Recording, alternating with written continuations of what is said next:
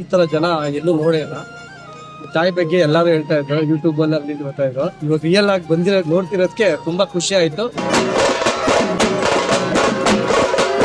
Advocate ಇಲ್ಲಿಗೆ ಬಂದ್ಮೇಲೆ ತುಂಬಾ ಚೆನ್ನಾಗಾಗಿದೆ. ನಾನು 9 months ಇಂದ ಬರ್ತಿದ್ದೀನಿ, ರೆಗ್ಯುಲರ್ ಕಂಟಿನ್ಯೂಸ್ ವೀಕ್ಲಿ ಬರಕ್ ಆಗ್ತಿಲ್ಲ.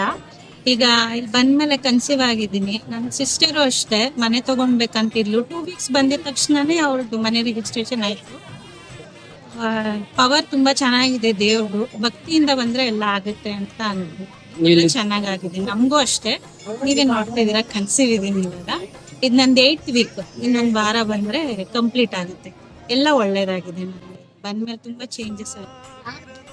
ನೀವು ಇಲ್ಲಿ ಬಂದ್ಮೇಲೆ ತುಂಬಾ ಒಳ್ಳೇದಾಗ್ತಾ ಇದೆ. ಹೌದು, ತುಂಬಾ ಒಳ್ಳೇದಾಗ್ತಿದೆ.